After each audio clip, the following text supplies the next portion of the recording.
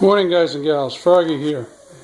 I'm going to do an alignment, the cast a camber and toe on my car today, and I'm going to show you how I do it using a level and strings.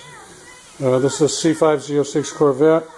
First thing you've got to do is find a level spot in your garage. So what I've got now, I measured my wheelbase and my track. 64 inches is the track with these rims on there, and 104 is the wheelbase. So this is 64 inches on my tape here. You want to find a long level or a straight. If you have a straight edge that's long enough, I've got a level that's about 70 inches long. Get a couple of sockets that are exactly the same height and put them down there, and that way you'll eliminate any ups and downs in your garage floor. So now I've got a level spot for the front. Let's see if you can read that. I'm at 0.0, and I checked that a couple other places, and it's within 1/10 of a degree, but probably less than 1/10 of a degree. So I'm going to call that good.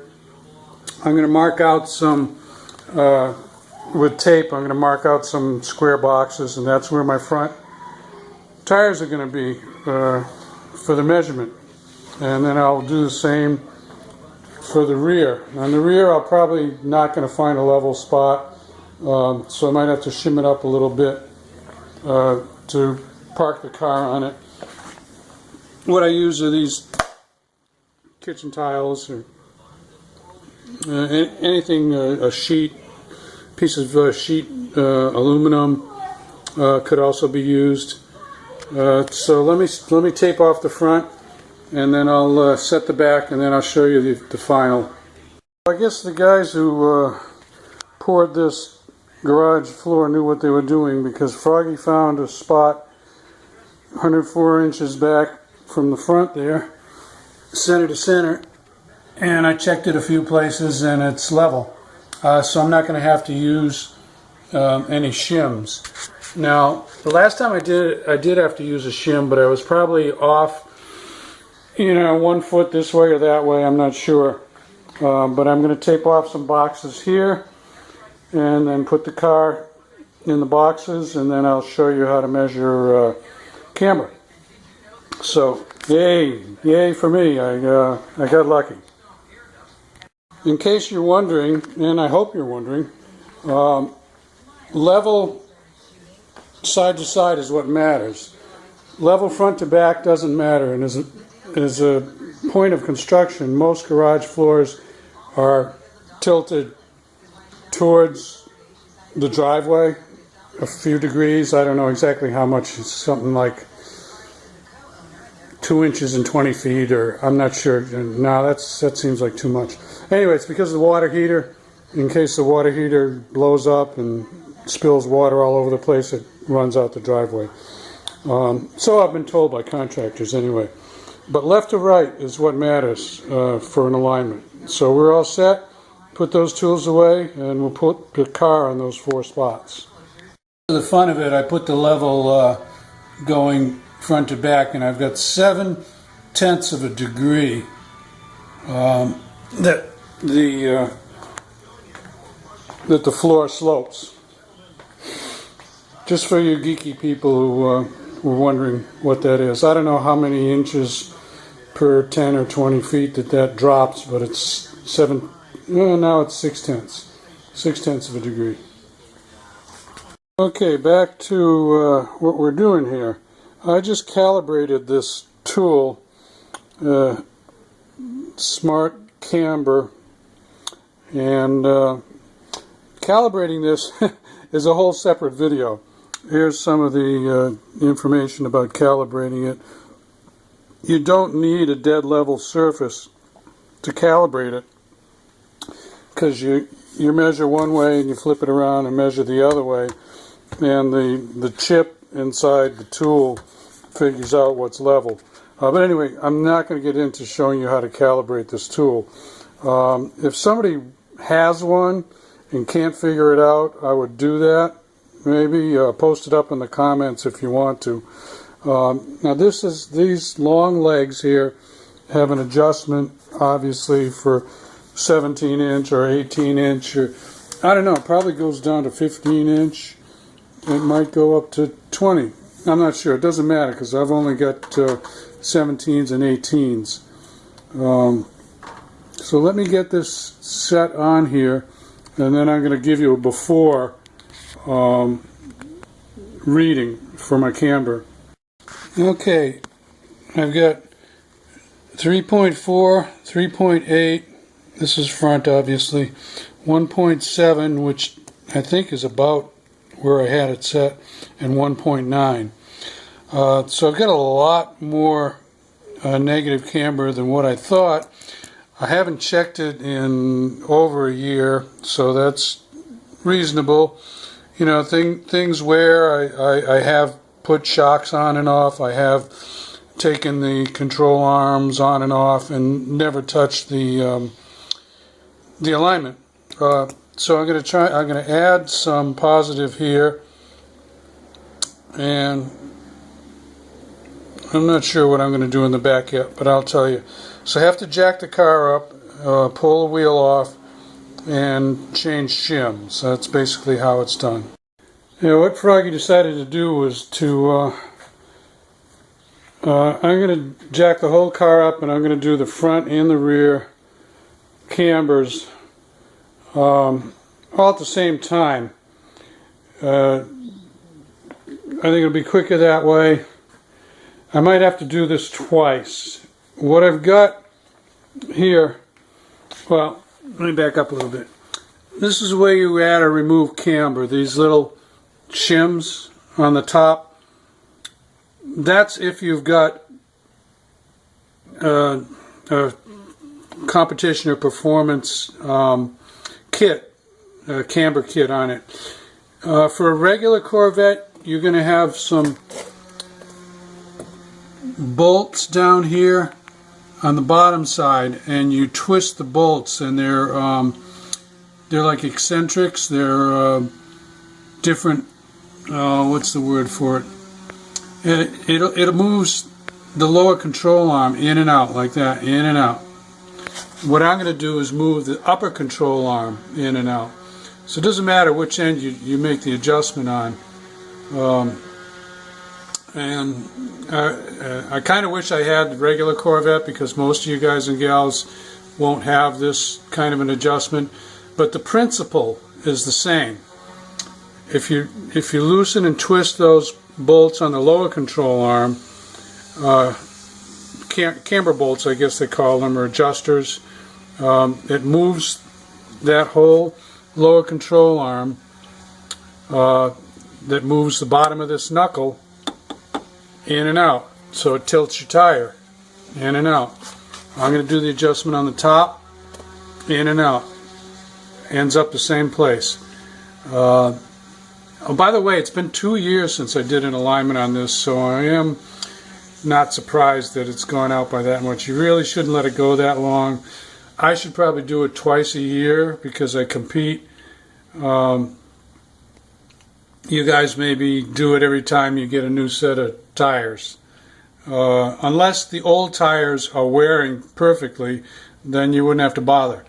But let me get going on this. I don't have a lot of time today. I'm going to start. Oh, let me show you the shims. These are my alignment shims. It's a 0.5 millimeter shim, gives me 1/10 of a degree.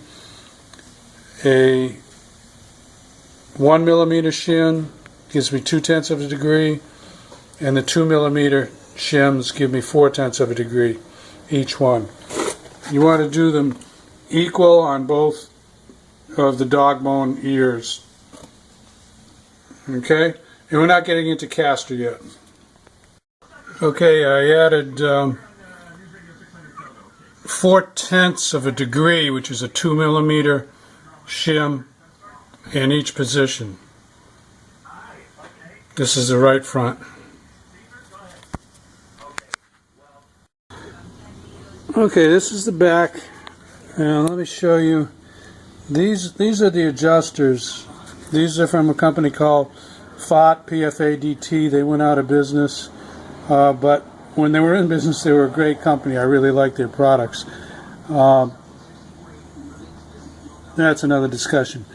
Anyway, each of their adjusters for both ends of the car,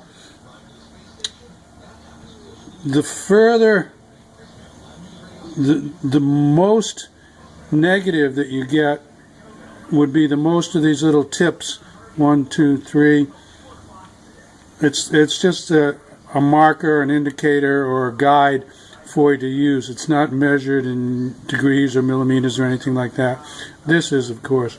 But I need to go less on my right rear. I got 1.9 negative, and I've got an adjuster in there with 4 of those tips. 1, 2, 3, 4. It's up there, but I'm not going to show you right now. I need to go to 3, and I think that'll give me 2/10. I don't know exactly if it will, but these are the 3s. So I'm going to take the 4s out and put the 3s in. That's going to move the hole on the bottom.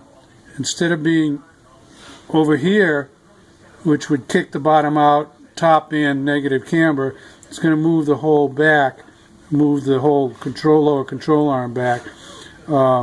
So the bottom control arm comes in, the top stays where it is, so it's less negative camber. So anyway, it's a big darn bolt, and I got to get under, and I'm going to change these for the ones that are in there. Maybe I'll show you a little bit, but we'll see. Okay, here's a quick shot of what I'm doing on the back. This is the one with 3 tips on it. I took out the one with 4 tips on it. So this is moving the bottom that way. Bottom that way. So it's going to have less negative camber.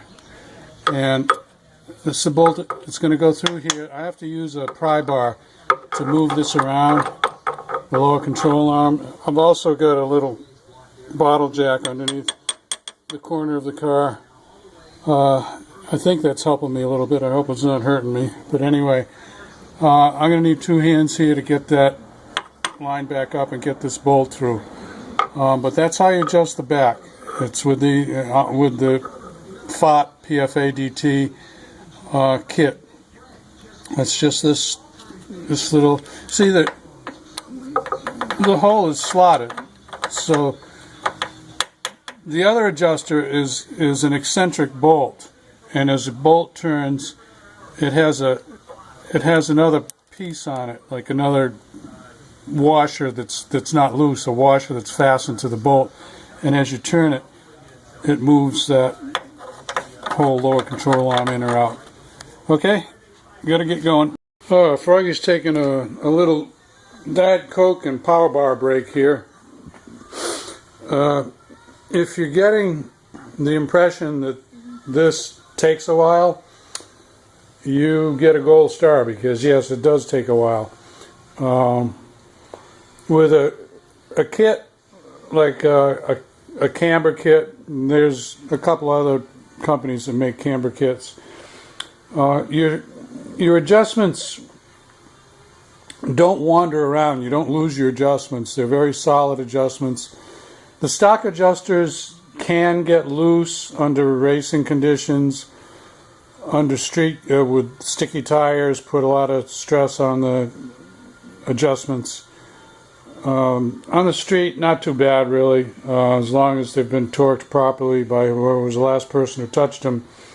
Yeah, this does take a while.